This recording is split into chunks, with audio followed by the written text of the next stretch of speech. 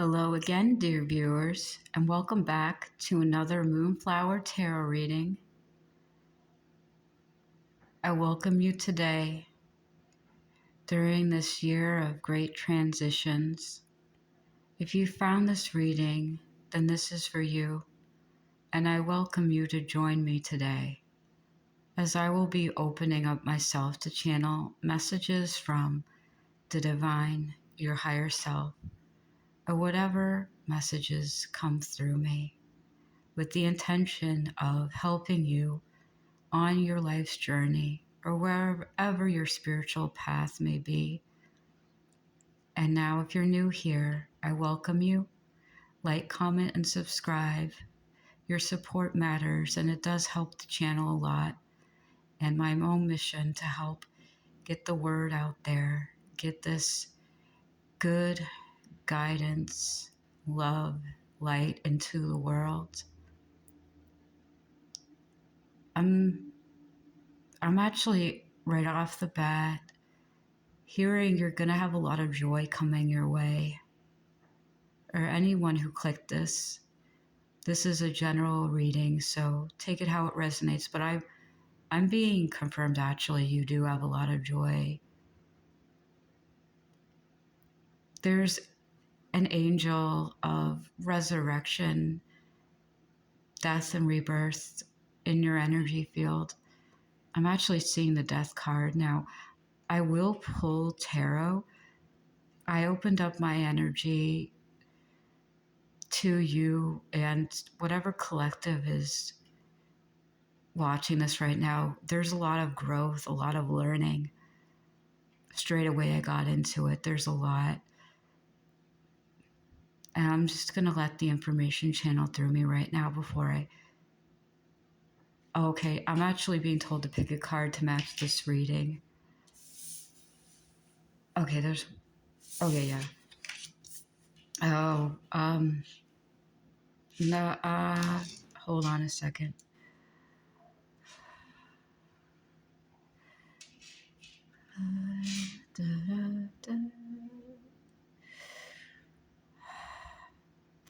There's a lot of peaceful energy here.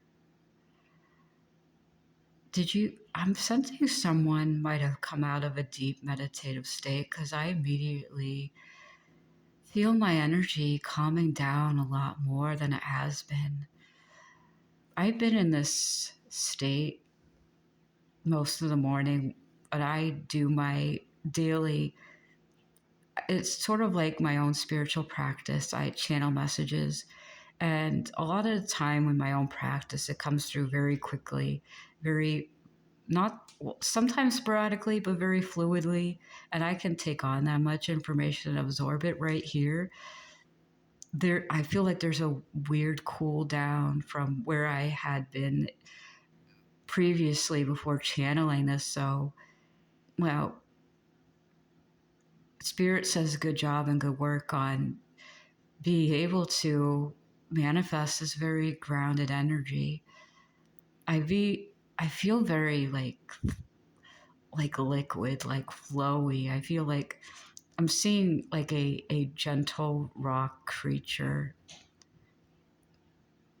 a realm of the giants, the stone giants. I'm wondering if this resonates with you. Do you channel a lot of spiritual nature spirits, or I'm specifically seeing stone people. I've never really worked with those frequencies, so you'll have to tell me what that might mean. But I do feel a sense of very grounded energy.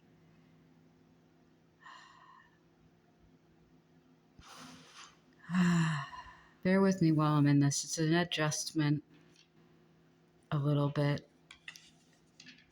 I'm sensing a mix, upright or reverse.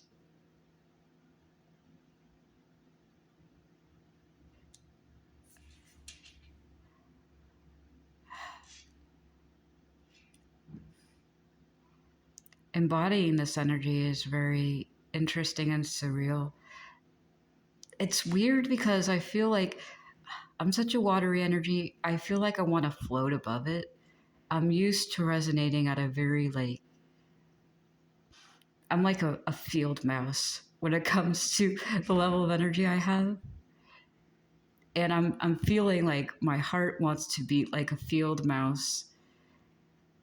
And you have this very steady flow of like an elephant and or eagle. Some of you might have actually like a lot of grounded dormant energies in your chart. I'm trying to breathe into this right now. It's quite interesting.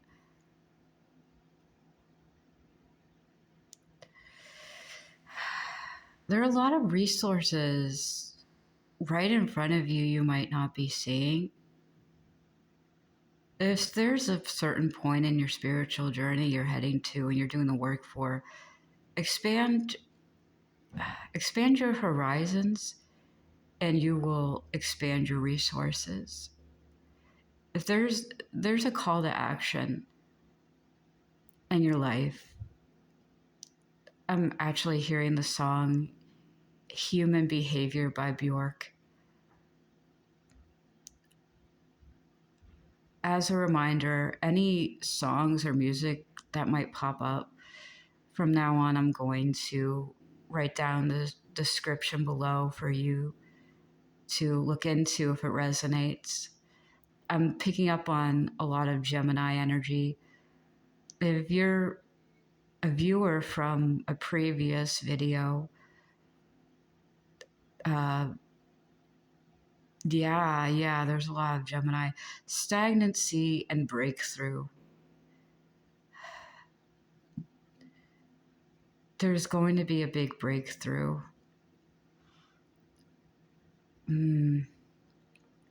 Let me pull one more card because there's a lot going on. I don't think I'm being blocked from channeling. I think I've just reached this point of zen where you might be in, that it's putting me there. And I'm really just seeing, okay, so I heard there's a lot of helpful resources coming your way. The time it takes to get from one point to another, point A to point B, plan A to plan B. Double check your resources. I'm getting that there's a fear of being left behind. And I think there's where stagnancy is forming in from, is that fear of being left behind.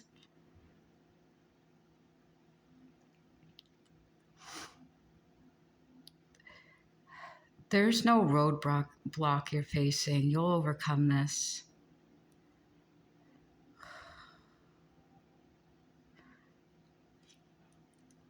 I think the challenging part is really just overcoming fears you're facing within. There's challenges in your way, I feel. I'm seeing a white cat. That might be one of your spirit guides. Or one or more of you it might resonate with. I'm seeing a white, long-haired cat. And actually, to be honest, that cat appeared to me in a dream last night. It's funny because in the dream they said their name was Snowball, and I was like, oh, well, that's a very okay, this is Jenny coming in. Judgmental of me to say that's a cliche name, but I didn't forget that part of my dream. And that might actually been a spirit guide coming along to say hello. I apologize if I was dunking on your choice of cat name. I probably would have named my cat the same thing, Snowball, if it was white.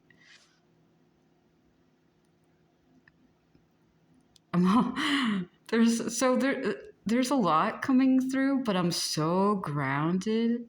And it's weird because it kind of feels like effortless. I think it's amazing to experience this right now, because I get the feeling that you are going through this too. Oh, I just got, Spirit just showed me a vision of something I can't say. It has to do with the you might have a healthy amount of grass in your diet. And if that's what's going on now, dude, hi. Well, that might explain why I'm feeling a weird way, and I've never experienced that before. I feel very flowy, like, oh my goodness, wow. Um, You know what? Regardless of if this makes sense to anyone, I'm putting this out. We all get to experience what it's like to have a psychic empath embody more than one person and just go with that. And it's like, you know what? I might be blocked, but this is a learning experience for all of us. Because I have a feeling, especially if you're Gemini, especially if you are, I'm actually hearing Scorpio too. If you are going through a spiritual transition and you're embodying feelings or experiencing things you never felt or experienced before, let me tell you, 3 or 4 years ago, I was the same way. There were all these weird and new experiences popping up, and it's like, there's no way that this is real. And then I heard a lot of other people talking about their own experience, and I'm like, oh, wow, that's exactly what I'm going through. Well, let me be that for you. I was a student once, let me be a teacher. So I'm going to just embody this, and you're going to see me flailing about and just trying to communicate what's going on. Because I have a feeling if you learn through watching others, or if you learn by hearing from other people's experiences, or if you're just someone who needs validation that what you're going through is real and this is actually a thing, especially if you identify as a more highly sensitive person or psychic empath, whatever you might resonate with, this is kind of the embodiment of that. If you healed enough of what's been dormant in your soul and you're more aware of, a lot of cosmic energies and frequencies, and you're just adapting that into your being right now, regardless of how you go about settling that energy, it's a lot. It's an adjustment to make because you're accessing a part of your brain that lay dormant, and it's a muscle that needs to be exercised. And while no, the brain isn't technically a muscle, it kind of works in the same way. And neuroplasticity and reforming your own brain takes time, and it takes slow, methodical integration. And I get the feeling that you have this energy of balance. You can be both, especially when I'm picking up on Gemini. It's very much the duality, not necessarily a dichotomy, but you can be this whirlwind of excitement and information and still need downtime in between. That's just the nature of who you might be. So holding two opposites that seem to be extreme to each other within yourself, not necessarily cognitive dissonance, but a cognitive cohesion of this can be true and that. And that can kind of mess with your mind, because I'm looking at this Eight of Pentacles and I was told to turn it counterclockwise because this is a bridge point, and this is telling me you slow and steady methodical approach to whatever might be going on inside of you. And it did take me a few seconds to really dive deep into that energy and get a hold on it. And you might have some Scorpio placements, but I do feel like there's a very much grounded, like Saturn, Capricorn energy of you aren't in denial that spirit exists, but you're not really sure how to approach it from your own sense of being, or your own experience and sensibilities. Like, don't deny yourself and deny the trust that you have in your own abilities and strength in the universe. It took me a second to calibrate that. And if you're dealing with a lot of that, you take your time, because it might, that when you're adjusting to new frequencies, that's what it takes. That's why I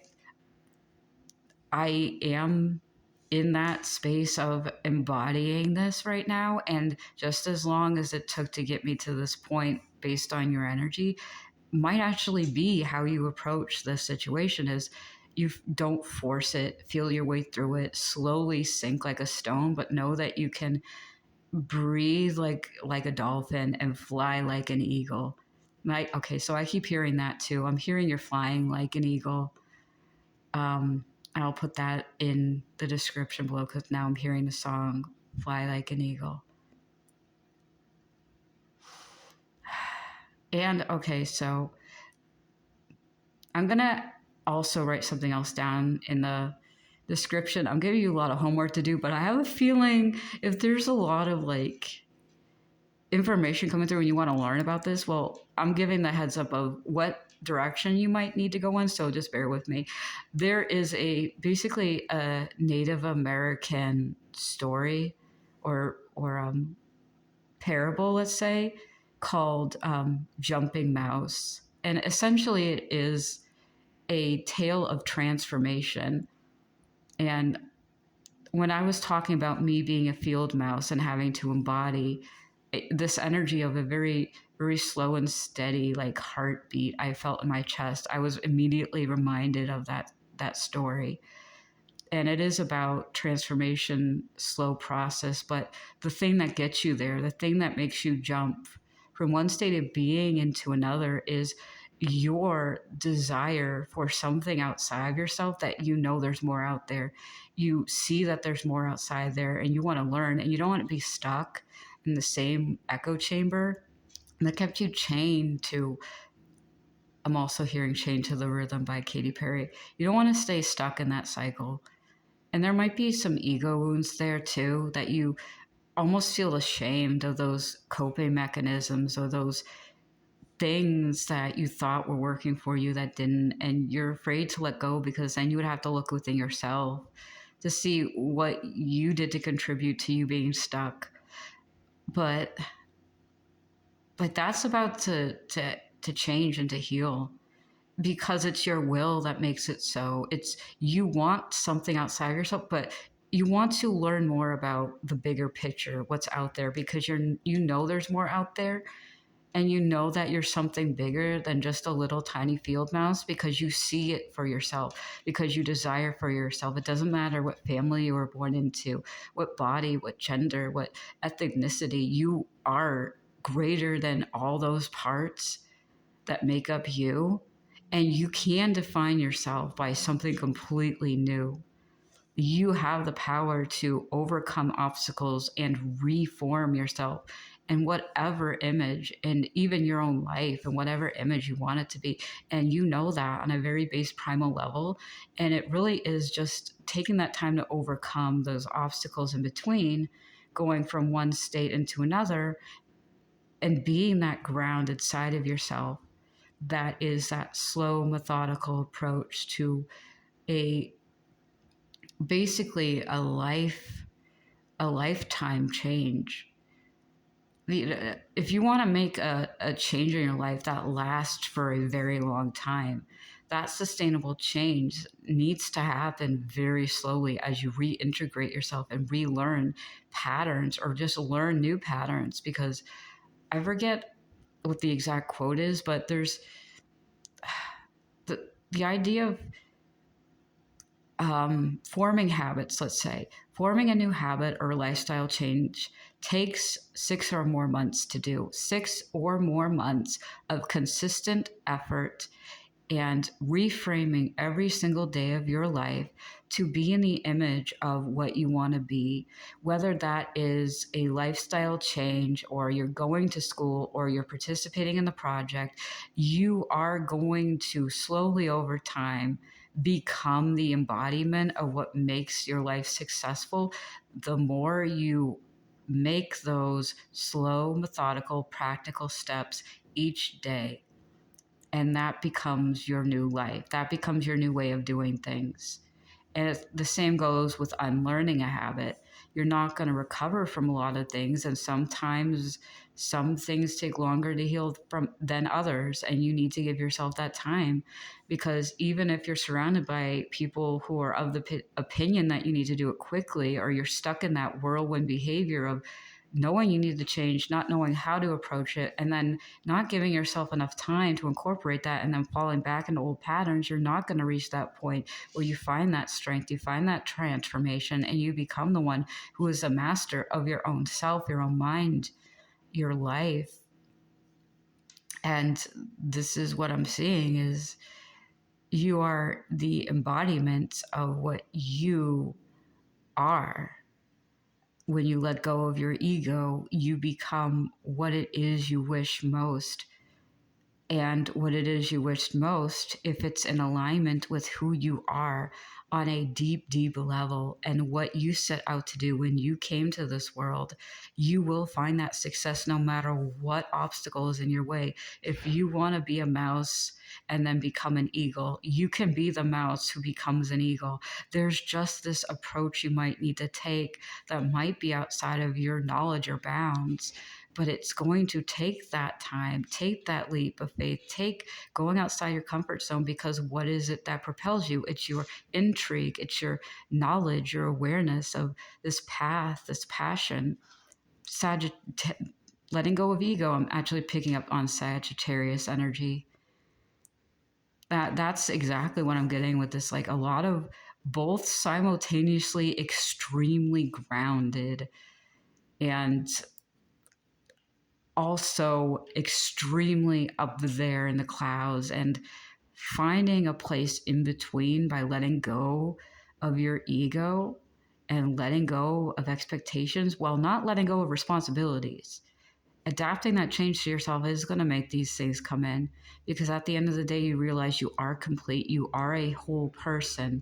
And don't entertain the thoughts of people who tell you that you need to accomplish something in order to receive everything that you set out to be or set out to gain from this journey. You do not have to do anything but be yourself and trust in the guidance of your soul and the universe. And then we turn this upright, because you are slow and steady. You are winning a marathon, not a race. And that's a metaphor I like to use a lot. In my own healing journey, that was something that came up a lot, is you're not running a race, you're running a marathon. You're going with your best behavior to be on your best behavior. Raphael actually came through with that. Archangel Raphael's coming through a lot more to heal the collective, it seems. But regardless, going slow and steady will win the marathon for you. There is no race when we're dealing with the collective of everyone, of countless souls. Everybody's walking their own path, and you're beating your own time. I'm hearing by a mile. Okay. It's like, you don't judge yourself because you can only go 20 miles an hour and the people around you can go 50. It's like, no, maybe you're just built different. On a spiritual level, it feels like, yeah, you are, y'all. It's okay. It's okay to be built different, but understand that you have to go at your own pace. And then when it's time to go out there again, you beat your pace that you did last time. Don't look at someone else who's running past you. They might have been training for decades before you even started. So there's a lot coming through about, there's a lot of ego and self-limiting beliefs that might actually be the only thing standing in your way. It's in your mind a lot. And grounding yourself is very much a key to achieving that. And you know that in some way. I see I'm blocking that to create that middle ground between extremes. And I think that's why I was picking on Scorpionic. I was picking out Scorpionic energy because I know about extremes, because I have some of that, just a little bit. I'm very much Pluto influenced, so I can embody extremes of, I am up there in the clouds and feeling everything too. I'm just so zen, and like, I'm just gonna speak in monotone. Everybody's gonna think, oh, what? You sound like you are right now. It's like, no, I'm just totally zen right now. It's like, I can experience both. And it's not easy in a world that teaches us to, like, oh, you gotta calm down. You can only feel this way. Don't feel that way. It's like, honey, you can experience a full range of emotions. And if you're emotionally intelligent enough to handle that, and you're capable of embodying it in a safe way, in a grounded way, then embrace that part of you. That might be the key to unlocking this. Don't be afraid of that. That is within you. If your strength is feeling your way through a situation, then feel your way through a situation. Don't cut off that part of you. It exists inside of you. You have something inside of you that you might want to separate from, that is going to keep you blocked from achieving your goals or whatever is enriching your life. Because a lot of what I've been picking up lately is people want to move forward. They want to ascend. There's a lot of, like, spiritual ascension keeps coming up in my readings. The third and fourth house, especially, I realized that the other day, that spirit basically reminded me of the numbers 3 and 4 kept coming up for me. And I went back to some of what it might symbolize. And he basically said, remember, there are houses in astrology.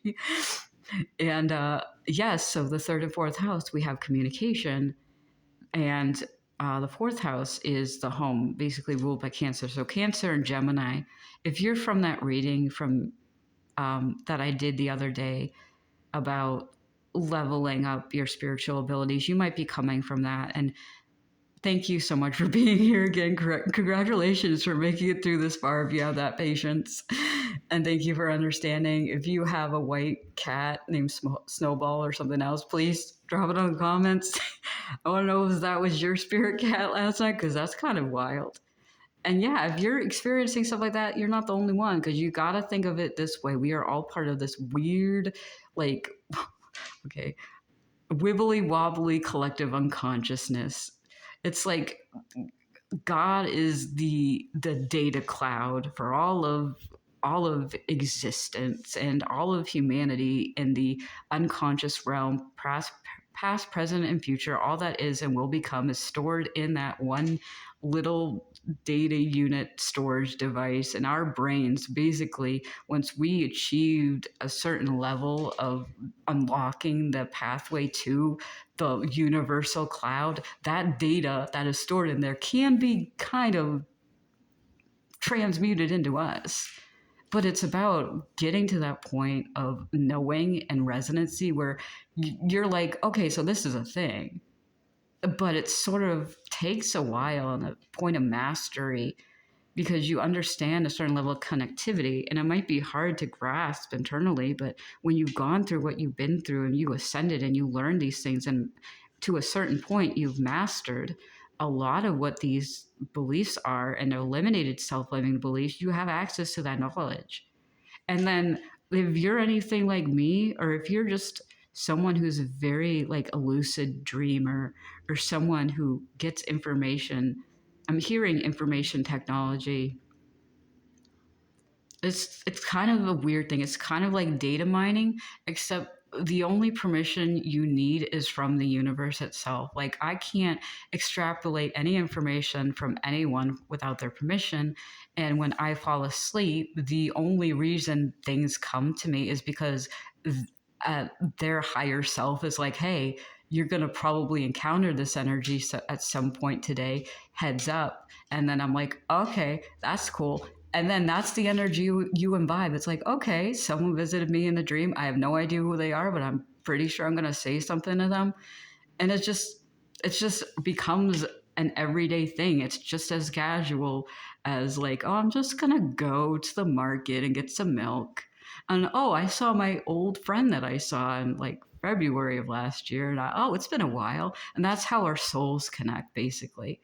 Because in the grand scheme of eternity, it doesn't matter how many of you are out there watching me, or how many out there you're out there interacting with people. Our souls are like, hey, I know you from a billion years ago when we're still one in the ether. And this is just how it translates into our very finite human minds. And it takes a lot of adjusting and adapting to get to a point where you're like, so, okay, I can see things before they happen. And it's just because you're just taking information from a place that sits higher than you.